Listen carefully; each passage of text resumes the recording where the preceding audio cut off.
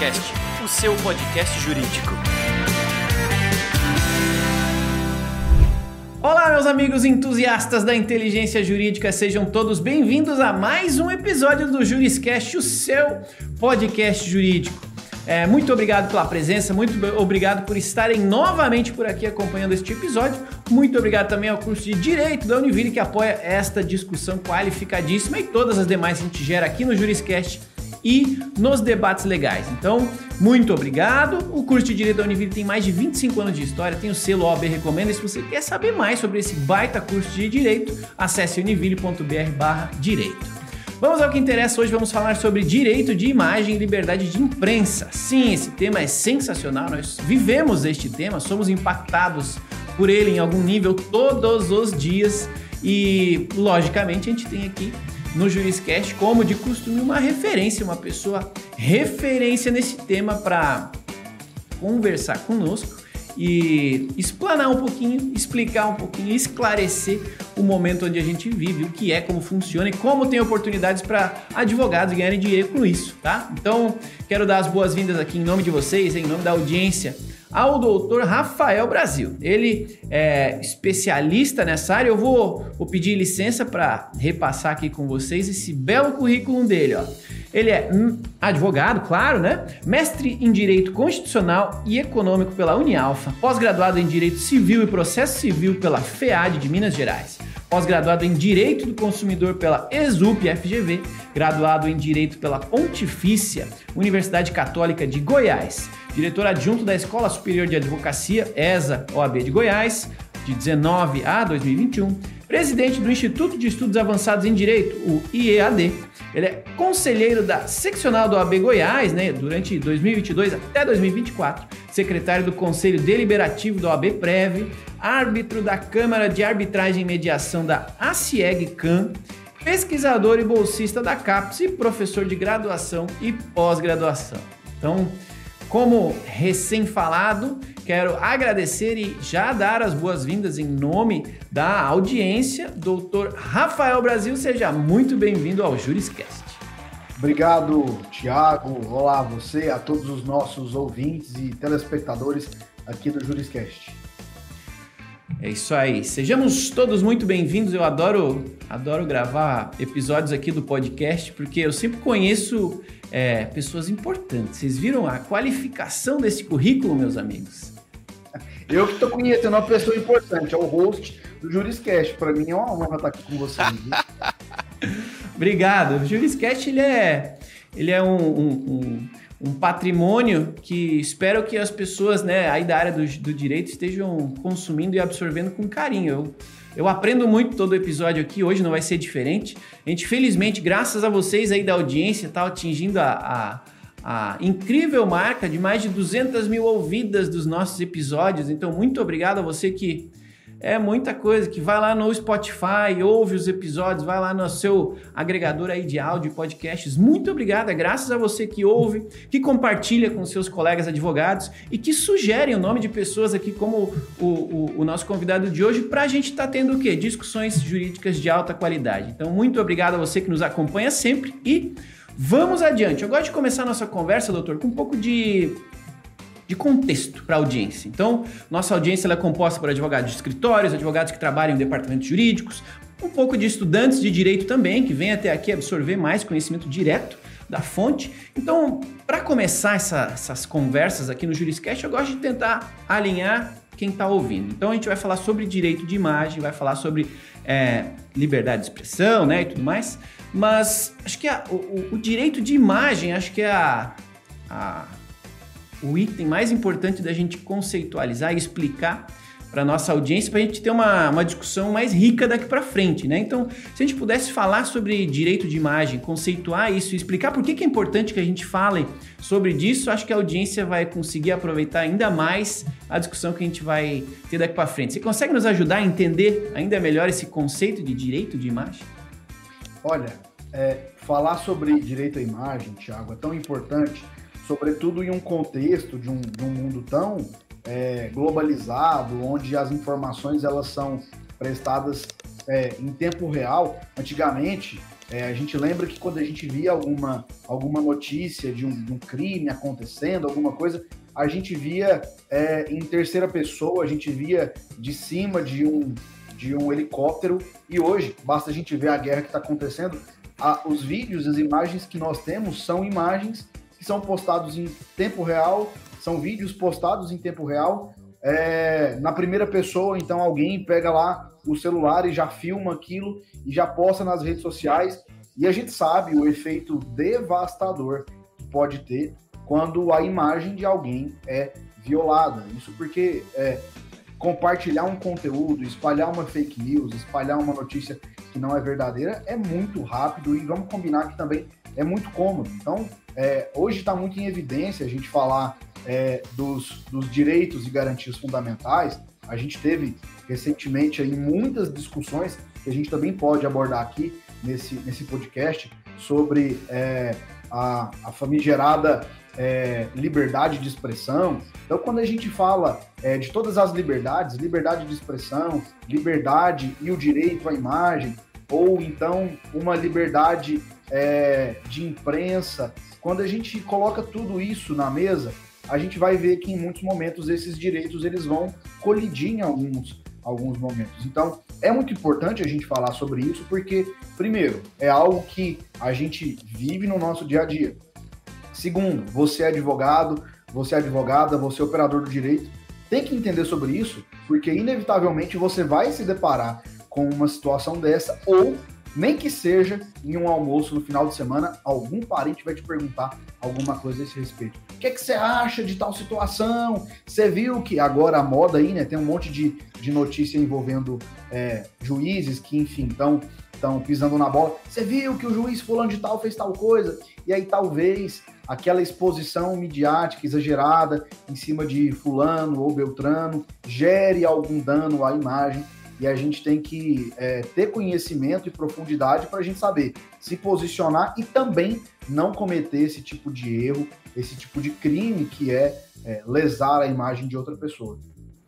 Boa, este quase exemplo que você usou, eu vou dar um exemplo que aconteceu comigo hoje, agora há pouco. Agora são 3h20 da tarde, então hoje no almoço, o pessoal que almoçou comigo falou: poxa, você viu aquele caso daquela juíza que julgou assim, assim, assado? Nossa, né, me tirou opinião sobre o fato e, inclusive, citaram: nossa, ela já foi execrada aí pela opinião pública, já foi, inclusive, afastada, não sei o que e tal. E, poxa, tem todo um aspecto jurídico a respeito da decisão, tem um entendimento que é extremamente jurídico, né, porque envolve direito do nascituro, né, algo que a população em geral não estudou, então, por consequência, acaba não entendendo e emite opinião sem entender. Então, mas a imagem daquela pessoa já estava sendo veiculada, ela já estava sendo julgada, já estava até sendo incriminada e até culpada aí no criminal da opinião pessoal, né, nesse caso. Então, assim, isso acontece todo dia com a gente que tem um celular na mão, né? Acho que é inevitável que a gente se depare com casos assim, né? Mas vamos ajudar essas pessoas que acabam emitindo opinião, que acabam disseminando, né, imagens dos outros, de outras que não lhe pertencem e tudo mais.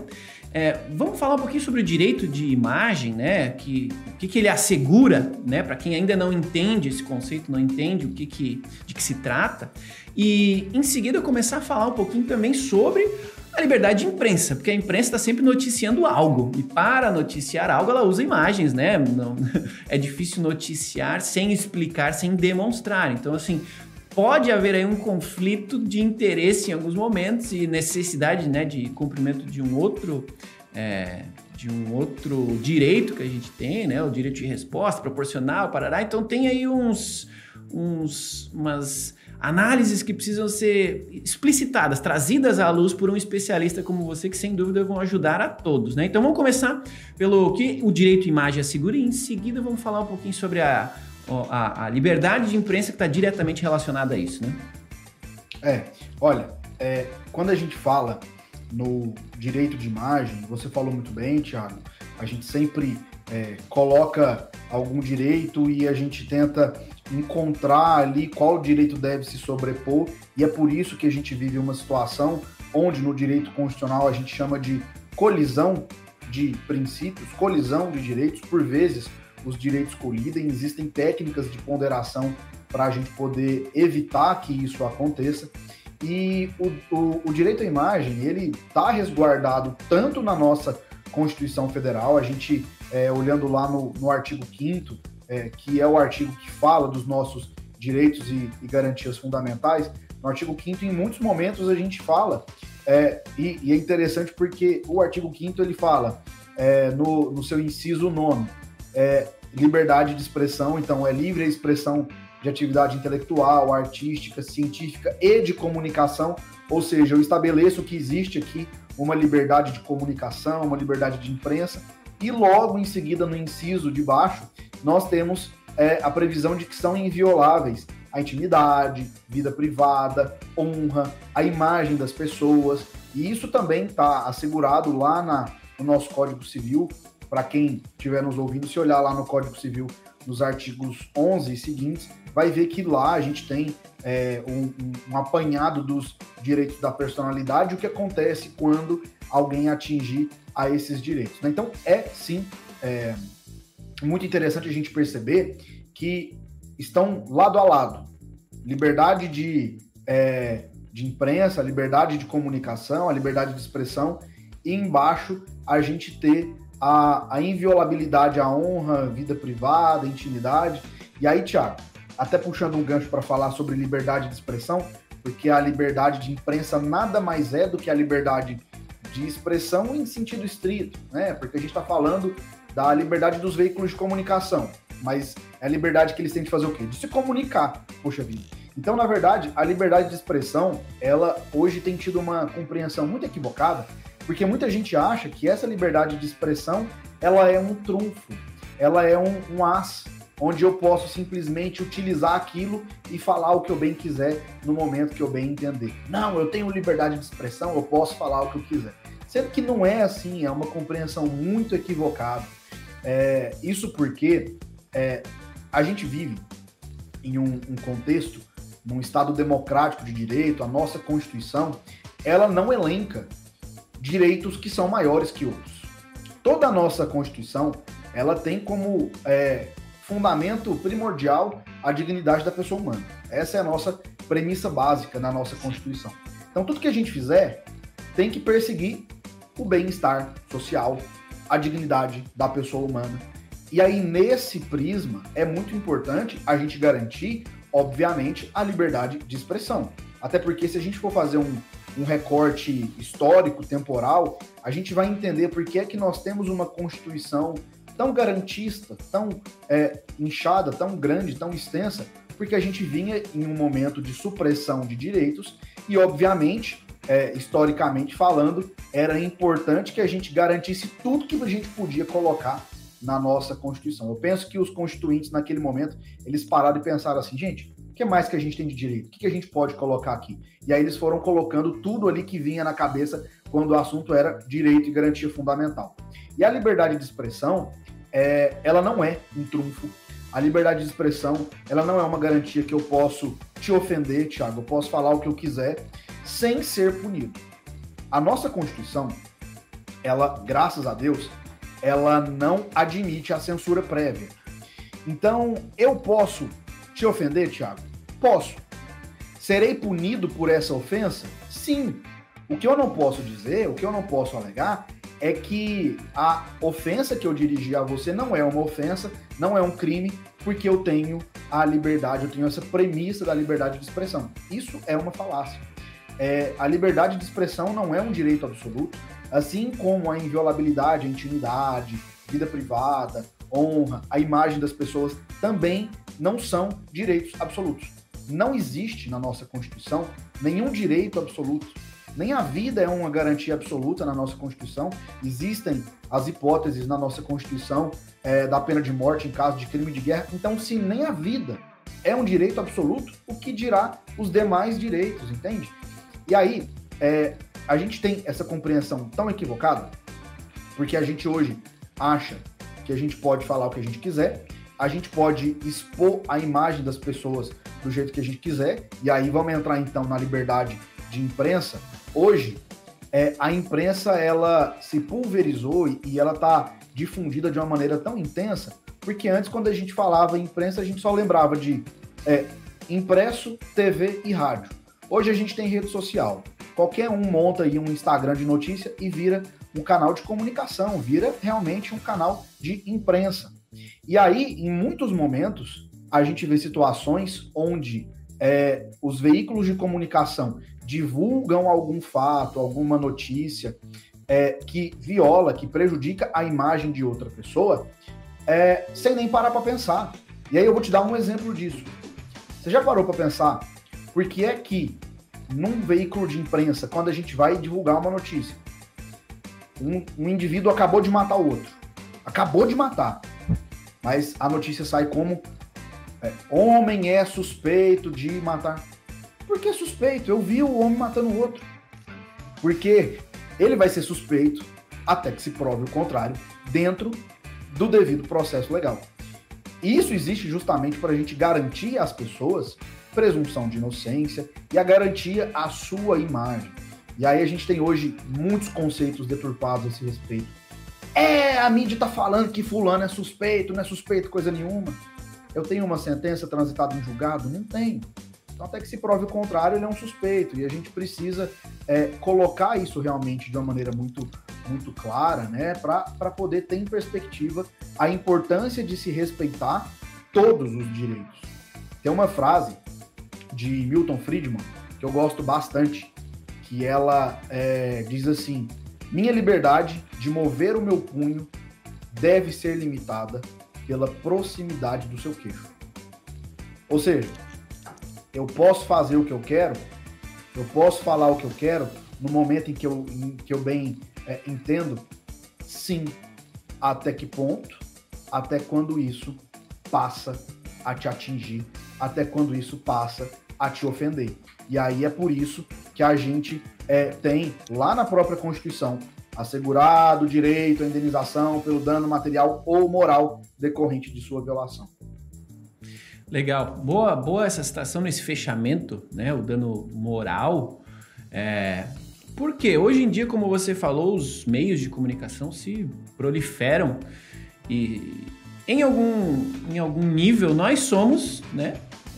Comunicação, somos comunicadores. Todos temos um celular na mão, com câmera, com gravador de áudio, de vídeo, e não oficialmente, né, que extraoficialmente do ponto de vista de não sermos canais oficiais de comunicação, mas somos geradores de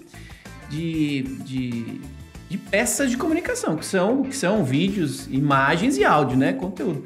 E por consequência, mesmo que não os divulgadores oficiais, né, dessa comunicação, nós somos responsáveis por ela, por sermos os captadores, né, de forma direta ou indireta. E é aí que eu quero esclarecer um pouco esse papel e essa responsabilização, porque a gente tem até as discussões aí de legislação relacionada com fake news, né? Quem cria fake news, quem replica fake news, quem cria uma mensagem que não necessariamente é o que representa ser e tudo mais. Já tem discussão para a gente tentar definir e, por consequência, fazer aí o devido tratamento e responsabilização desse tipo de ação, de divulgação, de comunicação não assertiva, vamos falar assim, né? Mas como é que você vê esse tipo de futuro? Porque quando a gente gera algum material desse, algumas pessoas geram ele, lógico, com algum tipo de interesse, né, de prejudicar, e outros não, mas pode acabar prejudicando igual, né? E o prejuízo ele pode vir ou não, dependendo do que a parte prejudicada, ou que se sentiu prejudicada, vai fazer a respeito, né? Não há uma tratativa direta, né? Publicou, me influenciou, já vai sair uma indenização aqui. Não, mas tem casos onde isso deve ser mais comum, deve ser mais fácil de acontecer, ou coisas que a gente deveria se preocupar antes de fotografar algo, antes de filmar algo, antes de enviar essas coisas para alguém, né? Cenários mais comuns, onde a gente pode gerar para a gente mesmo algum tipo de problema, né? Então, assim, considerando este nosso potencial de divulgar, né, de gerar materiais que podem ser julgados, podem ser levados à visibilidade pública de alguma forma. Você tem alguma dica ou tem alguma consideração a respeito disso, do que tomar cuidado para a gente evitar gerar problemas para a gente mesmo e para os demais também, por conta dessa comunicação que a gente gera todos os dias através dos nossos celulares? Thiago, nós estamos expostos a todo tempo, tanto a ofender alguém quanto a ser ofendido. A grande sacada é que deve competir ao Poder Judiciário fazer esse tipo de valor. Eu tenho muitas resistências em relação, por exemplo, a termos de uso de redes sociais que decidem, por conta própria, suspender algum tipo de conteúdo por ter violado lá as políticas daquela plataforma. Isso porque o nome disso, pelo menos aonde eu nasci e fui criado, é censura. E não existe censura prévia no Brasil. Olha que interessante. O nosso Código Penal, eu não sou penalista, mas eu sei que o nosso Código Penal não proíbe uma pessoa de cometer um crime. Não proíbe. Não existe proibição de cometer crime. O Código Penal, ele me diz, se você praticar um crime, a consequência será essa. Então aparece lá, matar alguém, pena de detenção ou reclusão, sei lá, de tantos a tantos anos. Veja, ele não fala, você não pode matar alguém. Do mesmo jeito, a gente não consegue criar nenhum tipo de mecanismo que proíba uma pessoa no uso da sua liberdade de expressão, ou, vamos falar da liberdade de imprensa, um veículo de comunicação no uso da sua liberdade de imprensa de violar o direito de alguém. Agora, eu me senti ofendido? Ok. Qual é o meu mecanismo nesse tipo de situação? Recorrer ao Poder Judiciário, evidentemente, para que isso seja resolvido no âmbito do Poder Judiciário. Então, não me parece muito sensato a gente ter hoje mecanismos de inteligência artificial, até porque é uma análise puramente subjetiva e a inteligência artificial não consegue, de maneira cuidadosa, estabelecer o que é uma ofensa ou não, porque tudo isso é subjetivo.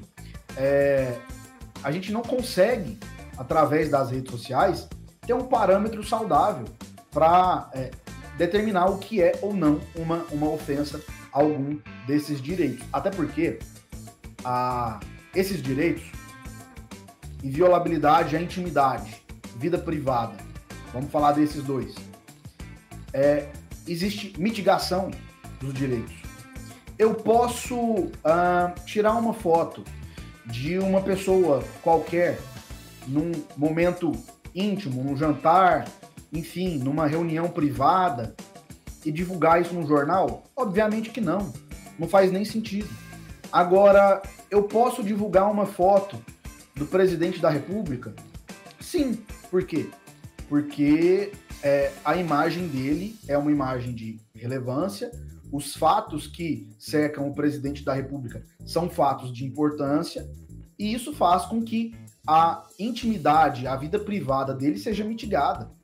Isso significa que pessoas públicas, pessoas que a sociedade tem algum tipo de interesse, tem um certo nível de mitigação, de diminuição, digamos assim, dos seus direitos.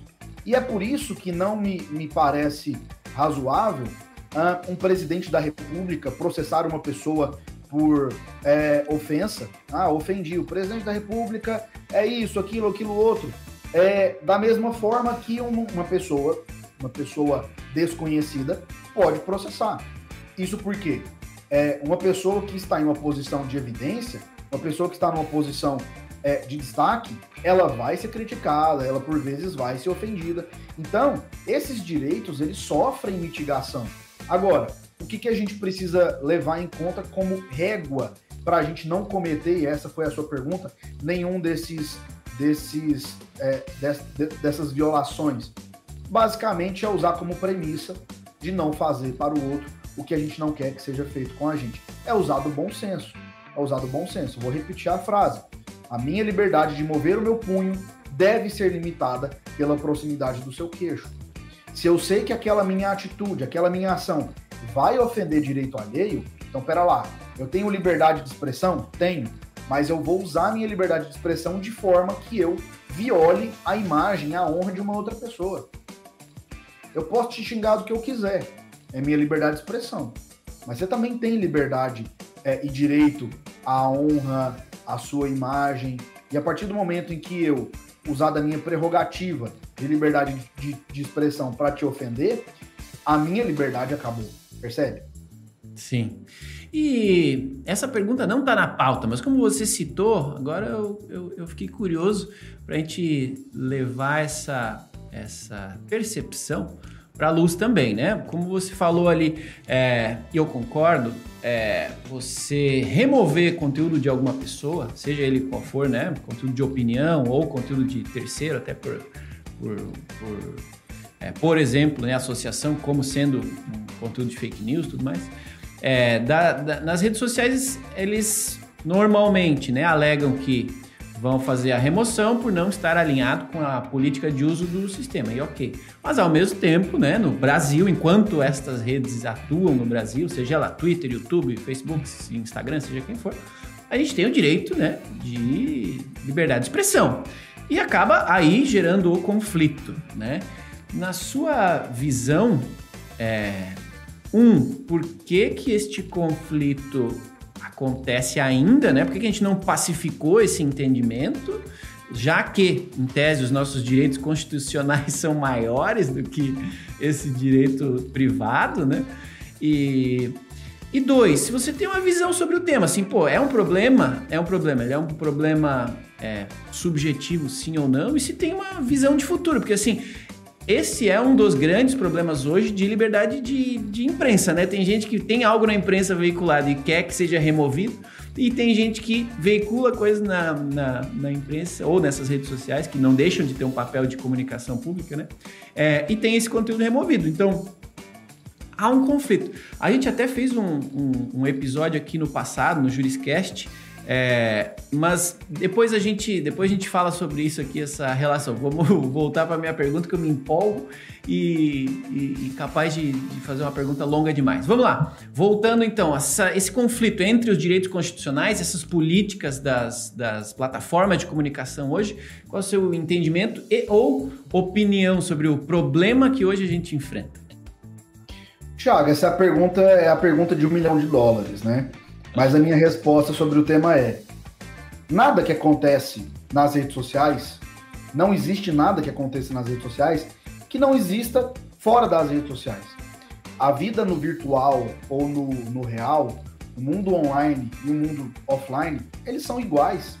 A gente lida com os mesmos problemas, a gente lida com o mesmo tipo de ofensa, a gente lida com o mesmo tipo de violação. Existem plataformas que estão aprimorando o uso da inteligência artificial para que a gente tenha um tipo de punição mais rápida, restrições, bloqueios à conta de usuários. E, de novo, isso não me parece uma coisa muito, muito interessante, sem que haja o devido processo legal, sem que a gente tenha garantia da ampla defesa e o contraditório. E, para mim, esse é o grande ponto. Eu não posso, a legislação brasileira me proíbe que eu seja cerceado do meu direito de defesa. Então, como é que a minha conta no Twitter, no Instagram, no Facebook, enfim, vai ser bloqueada sem que eu me defenda? Porque é uma análise extremamente subjetiva, feita por um programa de inteligência artificial, por um algoritmo que faz uma análise objetiva. E não deveria ser assim. A pessoa ofendida, ela deve provocar o Poder Judiciário para que o Poder Judiciário, sendo provocado, ele possa, então, pedir o bloqueio daquela conta ou a suspensão daquele conteúdo. Tanto é que a lei estabelece, também o Marco Civil da Internet estabelece, que a veiculação de conteúdos ofensivos, eu posso pedir para o provedor de conteúdo, para a rede social, suspender aquele conteúdo, mas essa suspensão ela não é automática. Eu notifico, mas essa notificação ela tem que estar amparada com uma ação judicial. Então, primeiro eu entro com uma ação judicial para depois pedir a remoção do conteúdo. A única hipótese de suspensão imediata de conteúdos quando a pessoa ofendida solicita ao provedor de conteúdo, ou seja, ao site, ao portal, à rede social, é quando a gente trata de nudez. Quando um vídeo íntimo é exposto, eu não preciso ingressar com uma ação judicial. Basta que a simples notificação ao provedor de conteúdo remova aquele conteúdo. Então, um vídeo íntimo foi vazado, eu notifico aquele site e o site é obrigado a retirar. Agora, uma ofensa na internet, o site não deveria ter a prerrogativa de remover aquele conteúdo por conta própria. Por quê? Porque a gente tem dois tipos de liberdade de expressão, seja a pessoa física, seja o indivíduo, seja o veículo de comunicação, o veículo de imprensa. Nós temos dois tipos de liberdade de expressão que são fundamentais e que bom que eles existem. A primeira liberdade é a liberdade de falar o que a gente quiser.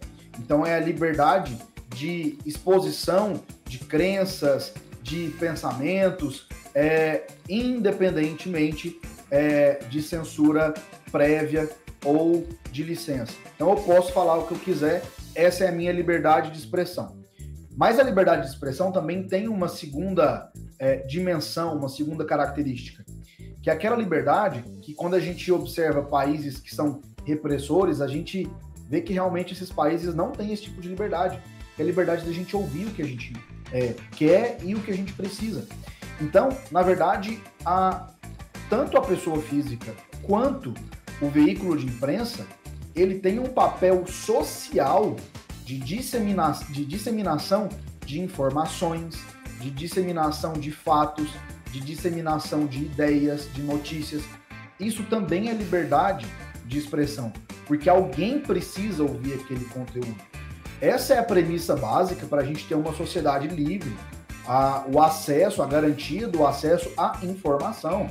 Então, quando a gente proíbe ou quando a gente censura algum tipo de conteúdo, eu não estou só tampando a boca daquela pessoa que ia falar, eu estou tampando também os ouvidos da pessoa que ia escutar.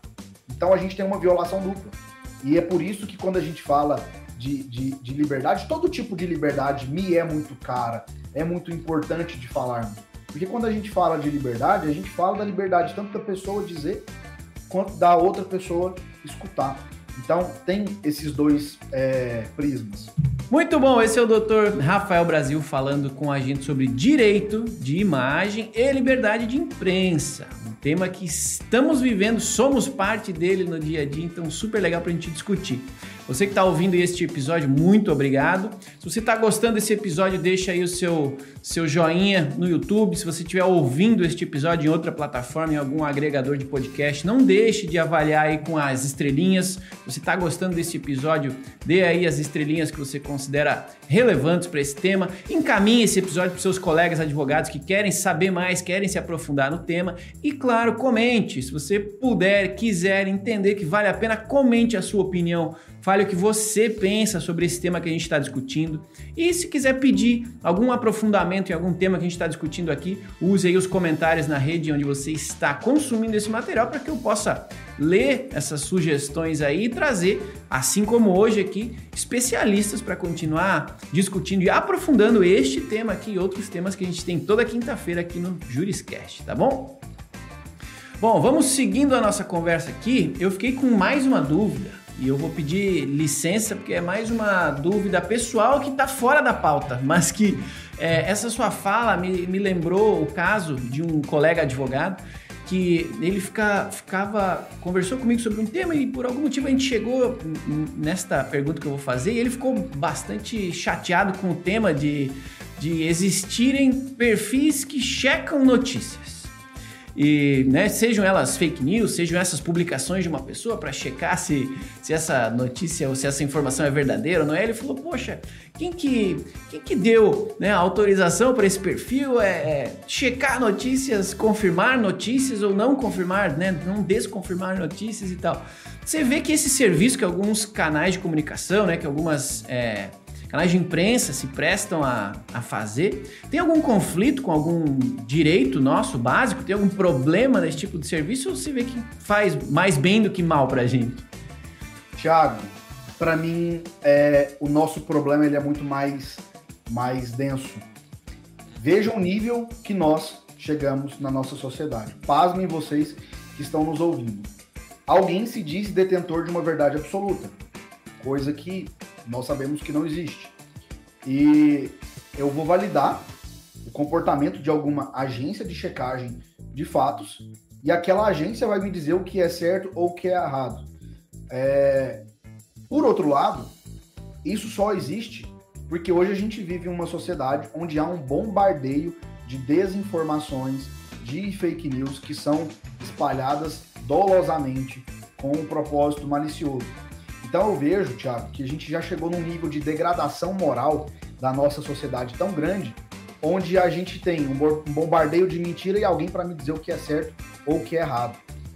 Quem está certo nessa situação? Nenhum dos dois, na minha humilde visão. Eu não acredito ser certo uma agência de checagem, porque quem me garante que essa agência também tem a veracidade que tem, ou a independência e isenção na prestação daquelas informações. E aí o grande problema é que essas agências de checagem hoje, elas querem se tornar, não sei, o quarto poder no Brasil.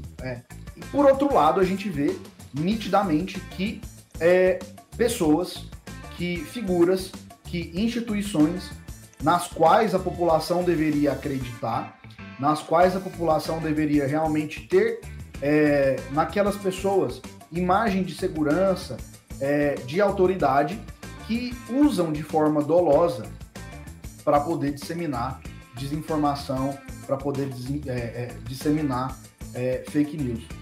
Então, veja, eu entendo que nós estamos num adoecimento moral tão grande, a gente vive um contexto tão bagunçado, tão complexo, onde alguém tem que me convencer do que é o certo ou é o errado. Isso, para mim, denota. Primeiro, a sociedade não tem, ou pelo menos essas agências de checagem acreditam nisso, né? Que a sociedade, que a população não tem o amadurecimento necessário para poder identificar o que é verdadeiro ou falso. Então, alguém tem que me dizer o que é verdadeiro ou falso. Segundo, novamente, a gente tem uma massificação, e a gente vive isso, de disseminação de desinformações, o que também não é grande novidade, tá? Fake news não é uma grande novidade da nossa era moderna, não. Isso sempre aconteceu. O nome disso é mentira. Na verdade, gourmetizaram a mentira. Fake news é uma mentira, basicamente. Então, veja a que nível nós chegamos. Respondendo a sua pergunta de maneira objetiva, há algum problema jurídico na existência dessas agências de checagem? Ao meu ver, não. Elas estão usando da sua liberdade de expressão, da sua liberdade de informação e divulgação do conteúdo. Para mim, o problema ele é muito mais social, ele está muito mais instalado na nossa cultura e na nossa sociedade de precisar desse tipo de agência de checagem. Legal. E na sua visão, né, a gente falou sobre problemas em geral, né, tanto relacionados ao direito da imagem quanto, né, à liberdade de imprensa. Eu diria, eu entendo que talvez essa relação entre os dois não esteja mais tão equilibrada, né, até pela inserção aí de um terceiro ator nessa história, que somos nós, geradores de opinião e etc., que não somos, né, um canal oficial de mídia de comunicação, mas que acabamos influenciando diretamente a disseminação de comunicação entre os demais entes da nossa sociedade, né? Mas você acha que tem alguma forma da gente equilibrar ou reequilibrar essa relação aí de direito de imagem e direito de liberdade de expressão para que a gente continue, ou volte a ter uma imprensa e, acima de tudo, né, uma sociedade que colha os benefícios de uma imprensa que gera um serviço social positivo para a gente? Você acha que tem um jeito ainda de corrigir essa relação, ou é assim e vamos regular o que aparecer daqui para frente? Nós precisamos chegar num contexto mais saudável. Primeiro, eu quero reafirmar a importância da resistência da imprensa e da liberdade de imprensa. Isso é importante para que a gente tenha uma sociedade nutrida culturalmente, bem educada politicamente. Hoje, nós temos uma sociedade muito mais bem educada em relação aos nossos elementos e fatores políticos, sociais, econômicos do que há 10, 15 anos. Hoje, se a gente perguntar para qualquer pessoa toda a formação do STF, é muito mais provável que ela conheça pelo menos boa parte dos nossos ministros do que a escalação da seleção brasileira. Isso me mostra que a nossa sociedade ela está evoluindo. E o evoluir implica em que cada vez mais nós lidaremos com problemas mais complexos. Nós lidaremos com situações de conflitos ainda mais densos, porque a gente está amadurecendo culturalmente, politicamente. Então, isso é natural. Por outro lado, quando a imprensa viola algum direito à imagem, hoje nenhum veículo de imprensa, nenhum jornal, nenhuma TV é boba de acreditar que ela pode simplesmente expor a imagem de alguém ou a honra, a vida privada, sem ser lesada. Todos os veículos de comunicação têm, com toda certeza, boas equipes jurídicas por trás. Mas o que elas fazem é pesar quais são os prós e os contras. Então, violar a imagem a alguém vai me gerar um efeito mais benéfico, porque eu vou expor uma notícia, um fato, vou fazer um furo aqui. Então, na verdade, essa é uma manobra que é usual a todos nós, a toda a mídia. A gente observa isso em qualquer camada.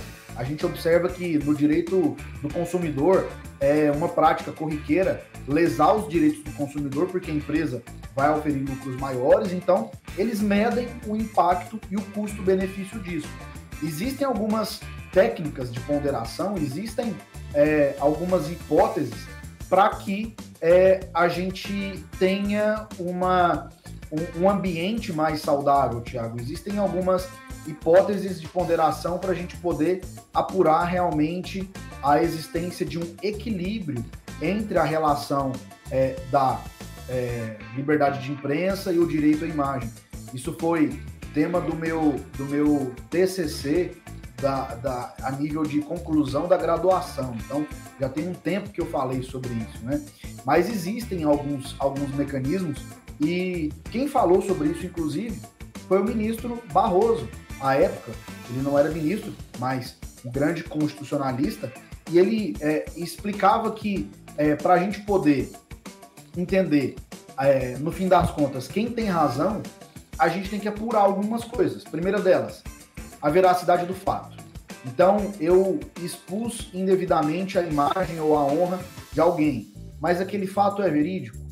Havia realmente uma presunção constitucional na divulgação daquela informação, porque a informação é algo muito caro, muito precioso para a nossa sociedade.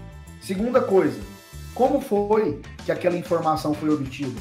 Ela foi obtida por um meio lícito ou ilícito? Então, qual é a licitude no meio empregado para a obtenção daquela informação? Isso também é uma coisa que precisa ser apurada.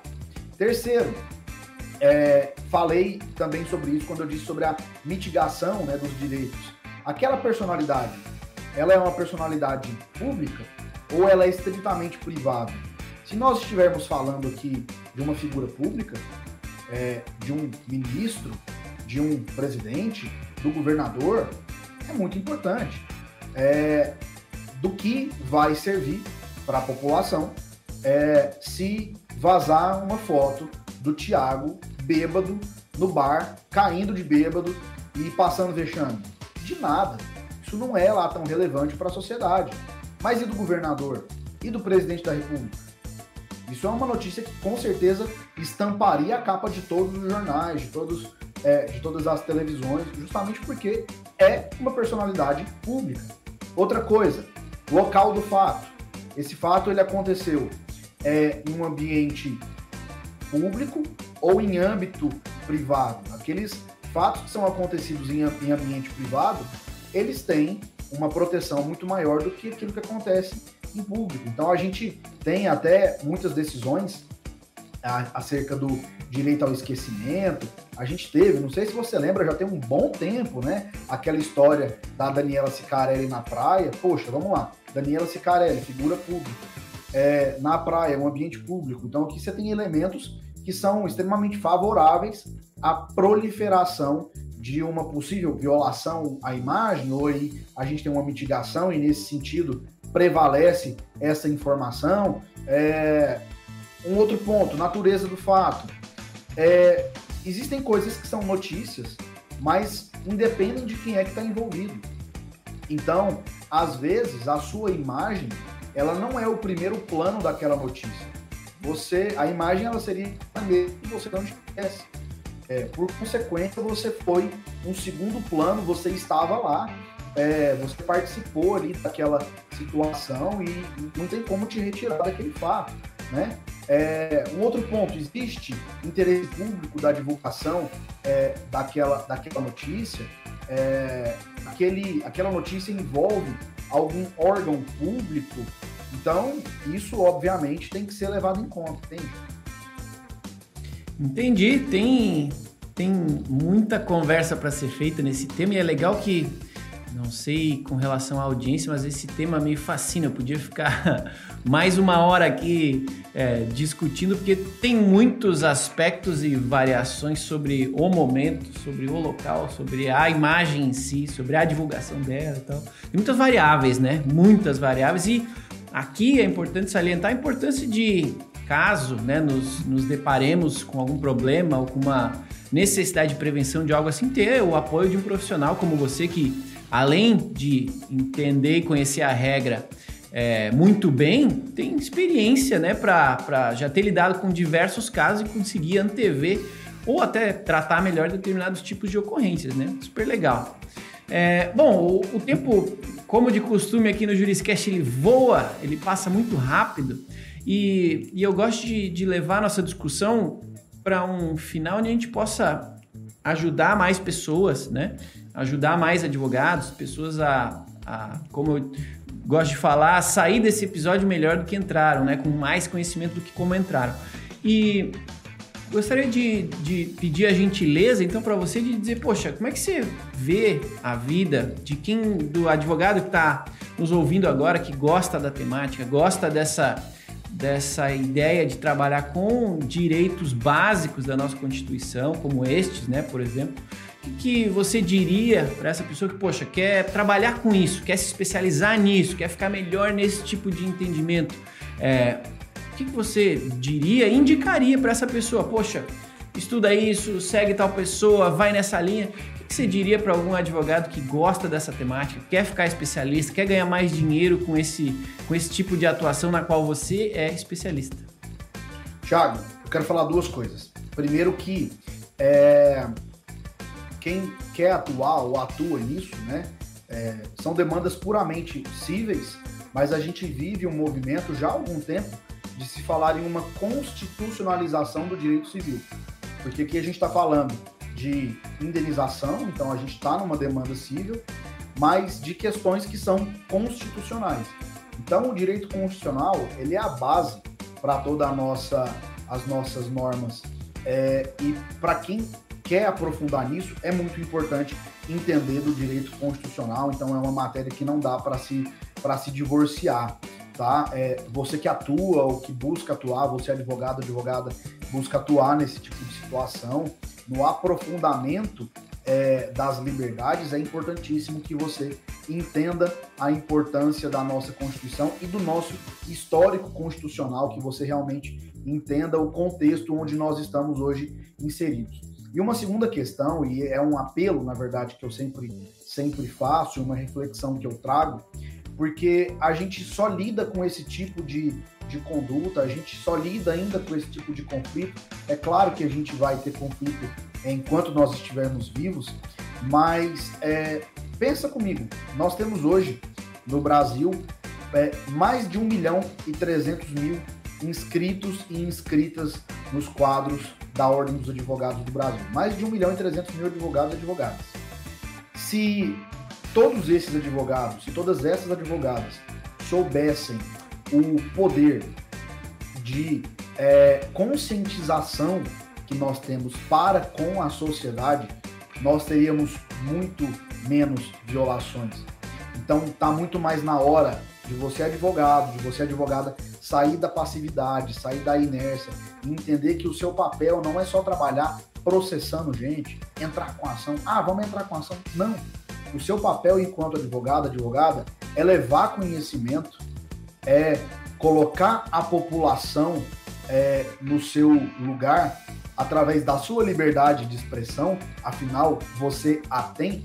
Então, use da sua faculdade, da sua prerrogativa, do seu direito à liberdade de expressão, para que você dissemine informação, bombardeie informação para toda a população e que a gente tenha uma população muito mais informada dos seus direitos e que com isso a gente realmente tenha um outro patamar na nossa sociedade de compreensão sobre moral, sobre ética. E aí eu tenho certeza de que a gente vai ter muito menos lesões aos direitos. O nosso país ele só é sobrecarregado de leis, ele só é denso porque a gente não entende a importância dos nossos preceitos éticos e morais.